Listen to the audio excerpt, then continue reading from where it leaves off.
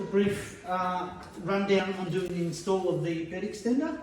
First decision you need to make is whether you're going to use a shallow bed or the large bed. So it's basically a higher or lower. You'll get that in the documentation, cut that out. I've used one already and I'm going for the larger, the taller side. So basically pick a spot anywhere level in the middle there. Drill pilot holes first, as I've done here.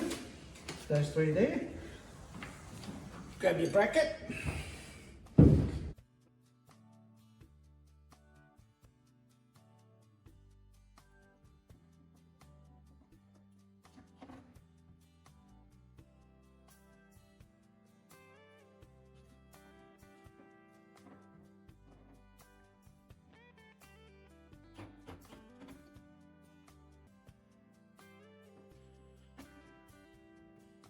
And that's ready to start assembling now the bed extender.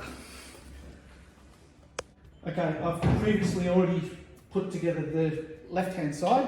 We're going to put together the right hand side. First thing you really want to do is put some tape just to give you the measurements so you can see where to line up your right hand side. And we go about, well, they say 7 inches, which is 180 mil. So put a bit of tape on there, and it's just a guide so that you know where the actual centre bars are. It's about 180 mil, doesn't have to be exact, doesn't have to be too precise, it's just so that you can see where your bars are.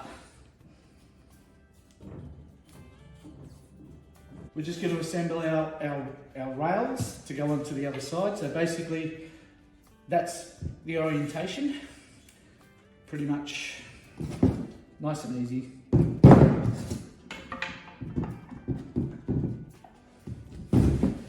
There's 3 bolts, a large one, 2 smaller ones. The smaller ones are the top and the bottom. The large one is the middle.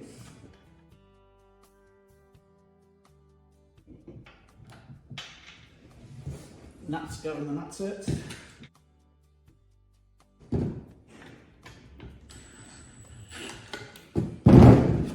There's no set rails, they're all the same, so they can go in any order. Larger bolt through the middle. Now there's a collet that sits inside that.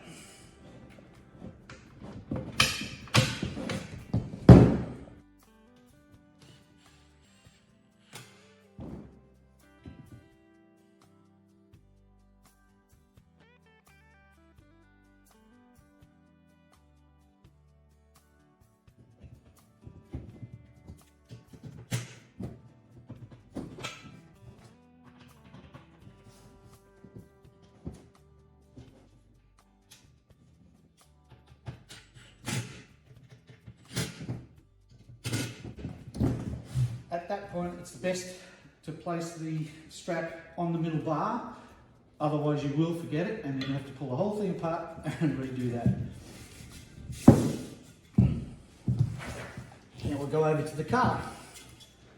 Up, so now we can pretty much put our right hand side in. Just gently again, try not to scratch anything or hit anything.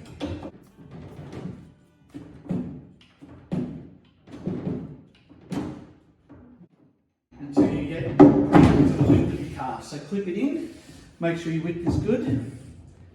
Now the reason for the tape was this side you want to keep loose, and what you can do is you can adjust where your rails sit so there's an even gap between the tape. Your height, depending on whether you chose a high or a low, is dependent on which rubbers you use. I've used a high, so I'm using a high rubber. If you choose a low, then you choose a low rubber, and that will drop the whole bed extender down. All right.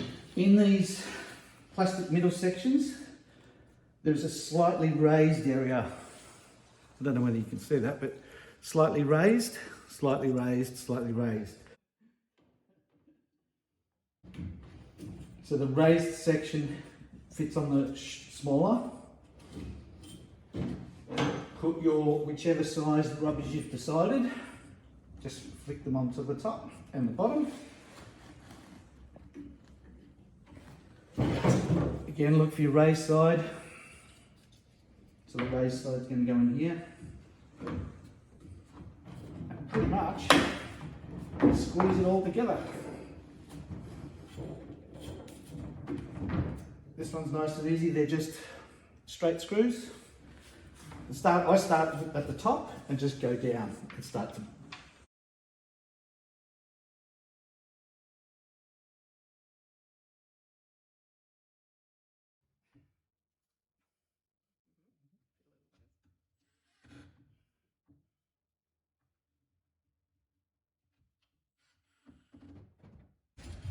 At that point you can remove all your tape.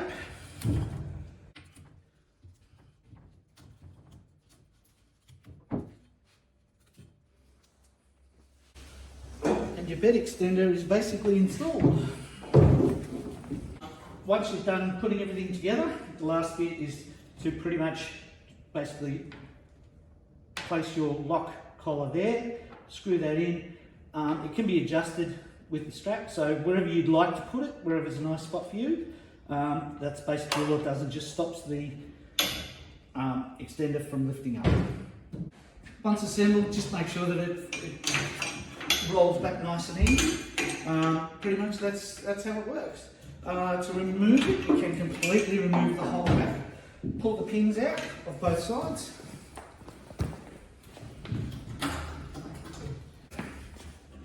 Come up on a 45 and just lift it out. To replace it, it's just the reverse of what we did to pull it out. So it's literally the same on that 45. Into each side and basically put the pins in at that point. Once the pins are in, it's all secure. You can either leave it out or fold it back over depending on what you're up to. That's it.